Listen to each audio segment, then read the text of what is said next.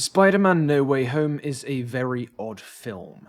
Well, it's fine, it's good mostly, but as time goes by, as the inexplicably harsh Far From Home criticism piles up, as No Way Home's awarded laurel after laurel, as it seems fan communities the world over have cemented this as a great film, a great Spider-Man film within the pop cultural hive mind, I've been feeling increasingly at odds with the rest of the internet, because no one else seems to hold the same, honestly kind of mixed feelings toward the film that I do, that I had right away, that I still hold now 1 year on. So that's what this video's about. Why I think No Way Home is weird in a very specific way, and why when you think about this weirdness, there's more at stake here than simply one odd film. I want to start with one moment, the point at which this weirdness protrudes most obtrusively. I want to start with Peter's, Tom Holland's Peter's, final fight with Norman Osborn, the Green Goblin. This is the climax of the movie, and people love this scene. It's powerful. We see Tobey's Spider-Man now fighting to save both the dead man he once fought,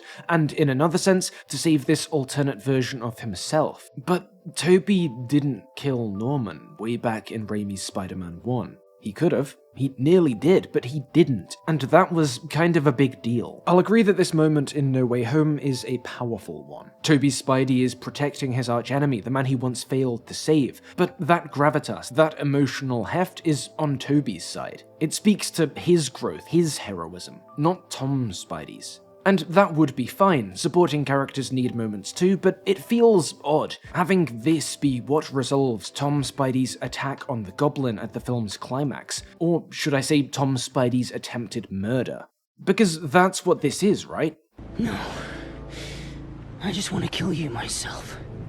Attaboy. This isn't a spur-of-the-moment thing, a kill-or-be-killed reflex in the heat of battle. Spider-Man, after having been Spider-Man for years, is trying to murder his enemy. And the darkness of this is compounded by the fact that in this continuity, it seems Norman and the Goblin are two distinct identities. I hope you can understand why I find this off. I hope I don't have to dig up this comic panel or that, cite some authorial interview to evidence the point that Spider-Man, outside of alternate universes or timelines, isn't a murderer. So I'll just presume you're all on board with that. Of course, No Way Home's aware of this too, on some level, but the way it, I think, implicitly justifies this turn of events takes us to the next level of this film's weirdness. Because this, belatedly, is a Spider-Man origin story. Or at least it's trying very hard to be one. It's trying to convince you that it is one. It has all the trappings of a filmic Spider-Man origin piece.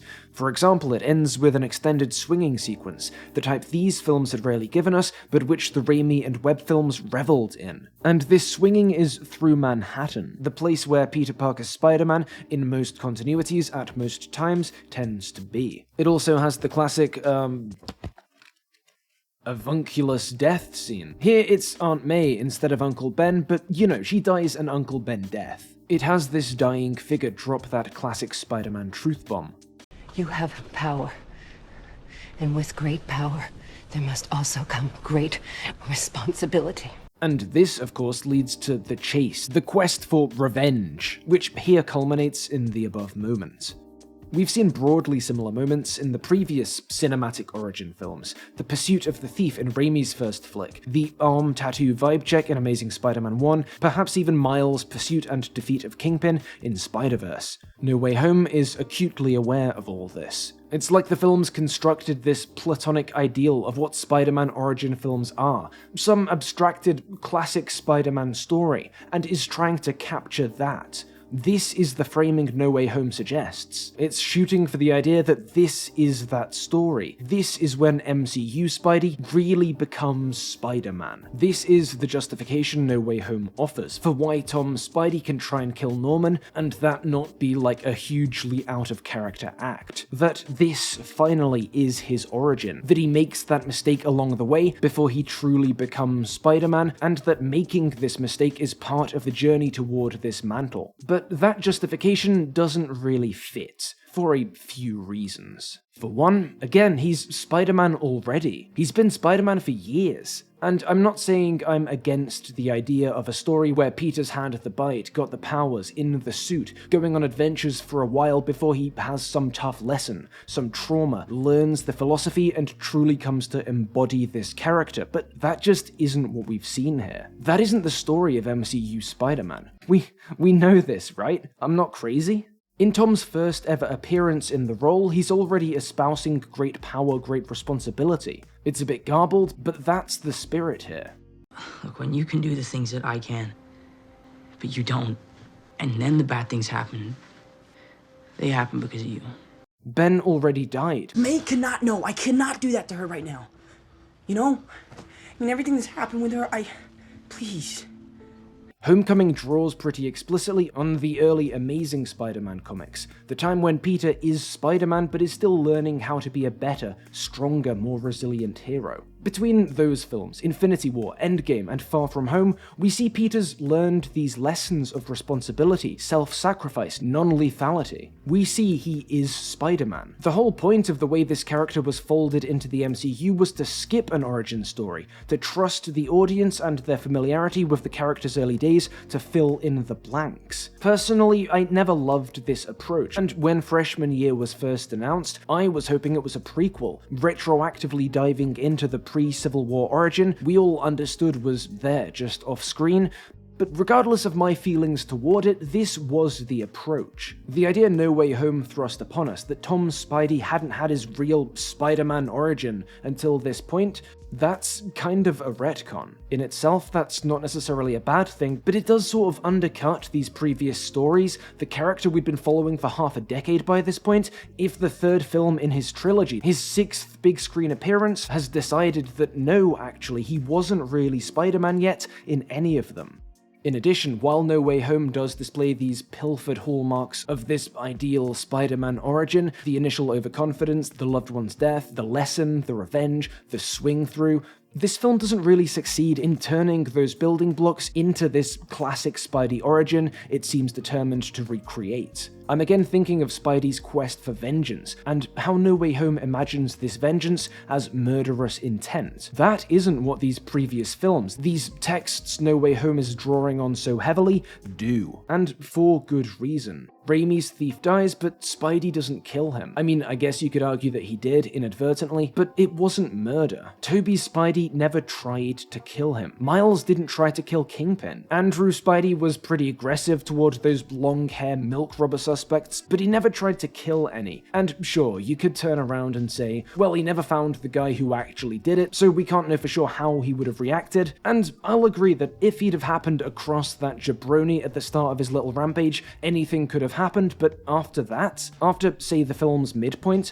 when Peter's becoming Spider-Man, we absolutely know he wouldn't have gone for the kill. As I've discussed before in a previous video, the rest of The Amazing Spider-Man is kind of the story of Peter figuring out just how wrong this manhunt was. The film's aware that even his decidedly non-lethal actions here were wrong, and by, like, the halfway mark, so is Peter. As with most great stories, the core of these movies is choice. In Raimi's Spider-Man origin, in Webb's Spider-Man origin, we see Peter choose to be merciful, to put helping others, saving others ahead of his own interests. These heroes choose to abandon revenge. Those films understand that choice as a big part of what gives them this Spider-Man-ness. In No Way Home, it isn't just that Tom Spidey tries to murder his enemy, it's that he doesn't get to make the choice to stop, to stay his blade at the last second. Tobey makes it for him. And aside from being kind of unsatisfying, this is also just a weird choice, right? Look, I don't love the way that No Way Home's trying so hard to be this belated origin for an already existing hero, but if it is going to do this, if it's going to sift through the last 2 decades of big screen Spider-Man, abstract from those previous efforts some ideal of what Spider-Man origins are, and use this ideal as the template for a soft reboot, it's just weird to me that the film abandons the template when it gets to this point, and decides instead to,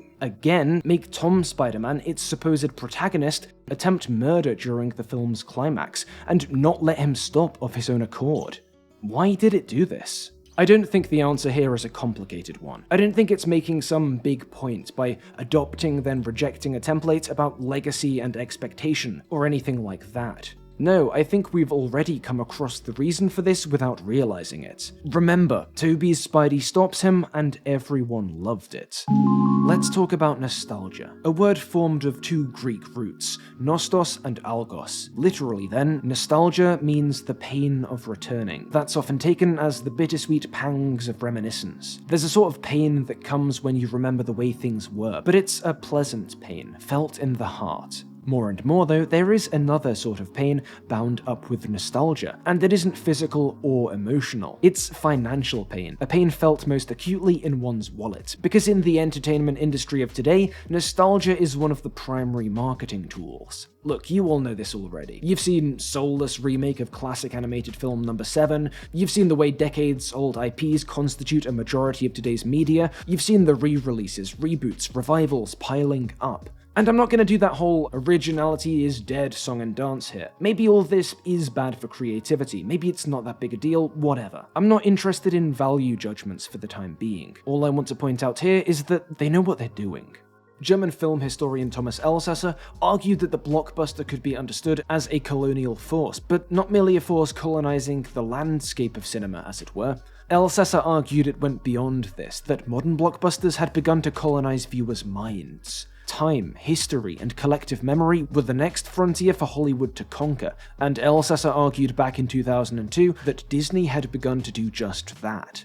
Simon Opana, a fellow at the University of Alberta, has noted that in recent years, following Disney's acquisitions of Marvel and Star Wars, this has become explicit, and Disney has, quote, consolidated ownership over the intellectual content that shaped the childhood mythologies for many Western subjects. This point comes in a discussion centered on 2015's Star Wars The Force Awakens, which Opana argues is, quote, not so much a film as a means of interpolating a new generation of fans into the Star Wars universe and its attendant merchandising empire. Interpolating, by the way, basically means inducting via cultural structures or social rituals. There's more to that definition, but the specifics aren't super relevant to the point I'm looking to make, so when I say interpolate, picture this process as somewhere between introduction and indoctrination. Opana's point, though, is that The Force Awakens' mythologizing treatment of the original trilogy, as well as its conscious repetition of ideas and storylines from A New Hope,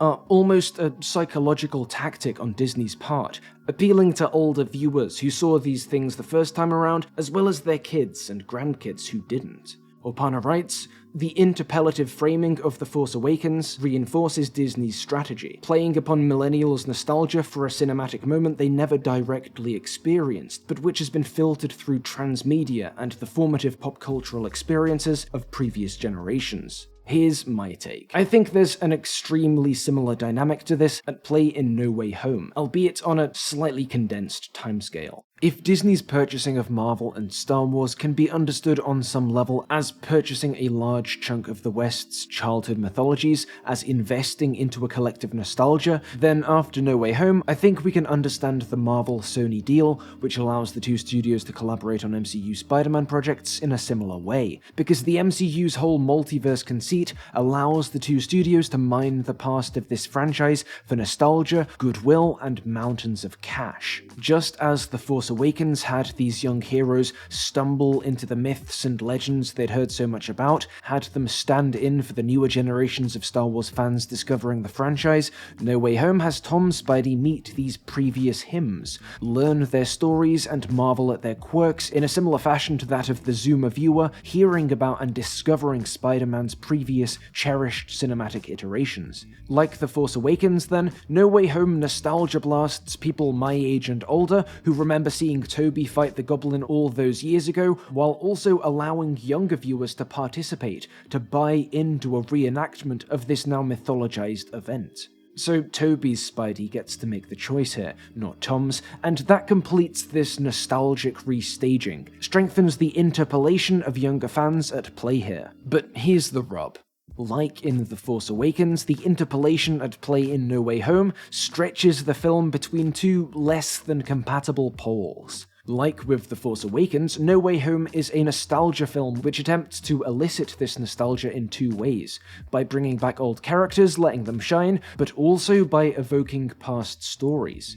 With TFA, that's the A New Hopiness of it all. With No Way Home, it's that whole ideal classic Spider-Man origin film template it tries to draw from. There's a tension here though, and I think that tension is at the heart of this film's pervasive weirdness. That is, the framing of No Way Home as Tom Spidey's real origin, the point at which he really, truly becomes Spider-Man, classic Spider-Man, dead aunt/uncle Spider-Man, great power, great responsibility Spider-Man, that can't work. Not fully if the film's also heavily invested in the nostalgic potential of these legacy Spider-Men. Again, we saw this same tension in the Star Wars sequels, with the way the doddering icons of Star Wars past took more and more of the focus away from their supposed replacements. The aim of nostalgia projects like these are to lucratively reminisce, to restage the old for new audiences, while also establishing a new version of the old. But as the old itself returns on screen, is emphasized, the new inevitably suffers, lacks time, focus, development. And because of the demands placed on these films, because of the way they have to be two kind of incompatible things at once, you get weird moments. You get the new Spider-Man trying to murder his foe only to be forcibly stopped by an extra-dimensional ghost of Spider-Man past. What is more important, sending Tom Spidey through this cinematic Spider-Man origin story template, or paying off that investment into nostalgia more explicitly, restaging a classic, now almost mythologized battle from a treasured film? No Way Home hedges its bets, says both, tries to have its multiversal cake and eat it too, and so this film surrenders Tom's crucial choice to Tobey. So from a certain point of view, the real protagonist of this film, the subject that gets the focus, the growth, the time to shine, it isn't Tom's Spider-Man, or Doctor Strange, or MJ. It isn't even Tobey's Spidey. It's the Spider-Man franchise. And Sony's interpellative aim, that's what drives this film. That's what its choices are in service of, more often than not. Character and agency suffers here. That's where the weirdness comes from. The oddness in the way Tom Spider-Man is driven to his darkest hour yet by villains from outside his diegesis. The way his biggest moral problems here are caused and fixed by pre-established figures from another world entirely. And before we get to the conclusion proper, I just want to take a minute to preemptively defend this reading of the film from some criticisms I know people would try and give. First, on that point above, some of you are likely thinking that no, Tom's Peter did bring this on himself. The spell. He broke the spell. And, I mean, technically, yes, but not really, right? Because what happened here is that after getting doxxed by, let's be honest, an Iron Man villain, he reacted to this by going to another A-list hero, thinking of a way around this issue, but accidentally causing that other guy to mess up the memory spell. Then, for some reason, that leads all of Sony's previous film characters to teleport here, all of whom hate this Peter for stuff he never did. There's not really a direct sense of causality here. That's not Peter opening Pandora's box, that's Peter accidentally tracking some termites in on his shoes, and then those termites chomping the box's lid off while he's asleep. Next, in things you're wondering if I've considered, I haven't forgotten about Peter's big self-sacrifice after this point, to save all these dudes and the multiverse or whatever at the cost of his social life. You could very well argue that this decision is the real climax of the movie, that the villain's fight is just a secondary one, ultimately not the massive deal I'm making it out to be. And structurally, narratively, that's right, but there's 3 reasons why it kind of doesn't matter, doesn't dispel any of the weirdness typified by that goblin scene I've been focusing on. First, Peter makes a big choice here, yes, but it's self-sacrifice. That's nothing new for him. This just feels like another aspect of that way No Way Home seems to have forgotten that Spidey's already Spidey, because he's done it like a bunch before. I did think this not through. have possibly thought You this can't through. be a friendly neighborhood Spider-Man if there's no neighborhood.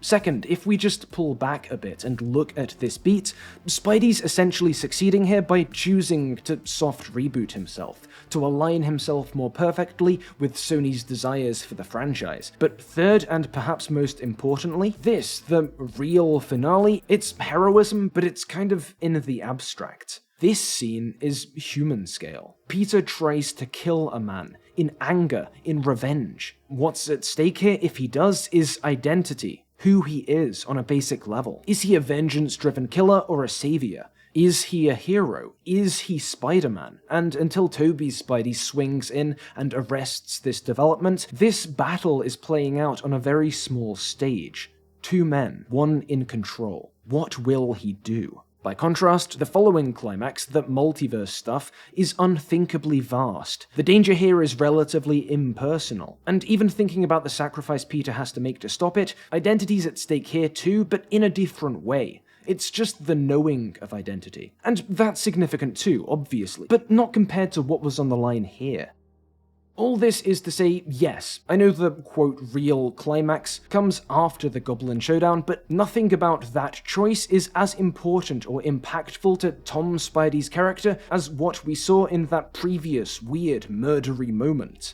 And nothing in this subsequent climax resolves, reframes, walks back the really impotent way that moment resolves, or the resultant mangling of Peter's journey here. It's weird. It remains weird. And because of that, it's kind of a mess. So after digging into this odd scene through layers and layers of weirdness and nostalgia, we're left with more questions than answers. If this is a belated origin story, is this latest Peter finally really Spider-Man, even in the absence of this crucial moment of choice? Does that mean that all these previous Spider-Man stories weren't really Spider-Man stories? That Peter hadn't fully adopted this symbolic mantle when he fought Vulture, Mysterio, Thanos? What does that mean for those texts and the way we approach them? Do we have to recalibrate our expectations for what those stories should be? How Peter should have acted? Returning to No Way Home, does this film mark the point at which corporate directives, marketing tactics, and Hollywood's drive toward mental, temporal colonization have finally dominated the text, the characters? And that uncanny, weird, gaslit feeling that results as we ask ourselves, isn't this already Spider-Man? Didn't he already learn this lesson? Shouldn't he get to make his own choices? As franchise ephemera, this actor, that costume, that reference begins to generate as much nostalgia as the stories themselves? Is that what we're in for now? Is that the future of cinema? Or at least of cinema like this? I sure hope not, but as with all of these weird questions, I have no idea. And now for an entirely unscripted promo section, because I've just had a funny idea for one. Hey, did you know that you can support me on Patreon by following the link in the description? Whoa, what's happening? Some sort of rotating orange portal is opening up in my flat. That's crazy. Who's that stepping through it? It's me, pillar of garbage from the dimension where I'm an American. Wow, howdy to you, cowboy. What are you doing over here? I just thought I'd stop by and see what my other dimensional self's doing. Yeehaw! Oh, well, I'm just about to do a Patreon, advert so I can get money. Patreon, you say? What's Patreon? Well, viewers who like my content can join this service from as little as £2 a month, where they get access to exclusive video essays, they get thanked at the end of my videos, they get to see what I'm working on, and a bunch of other cool benefits. Just £2 a month, you say? All that a month for less than a cup of joe. That sounds like a real Texas bargain. Yeehaw! Yeah, I think it's a pretty good deal too. Now you heard the limey bastard. Get on mosey down to the description and follow that link to get exclusive benefits and help support a financially struggling small-time creator. I'm gonna get on back to my homeworld now. Well, yeah, thanks for stopping by. No problemo! Wow, what a character that guy was. That's it for this video anyway. I feel like it might be a slightly hot take, so hopefully I don't get crucified by Spider-Man Twitter or anything, but I hope you've enjoyed watching this video. And even if you vehemently disagree, I hope I've at least given you one new angle to think about this film from. Big thanks as always to my Patreon supporters on screen now, especially Tig, and hey, in case you missed it, I did a collab with YouTuber Mechanist Gamma talking about Sonic 2, which was fun, so that's linked in the description. But yeah. Bye.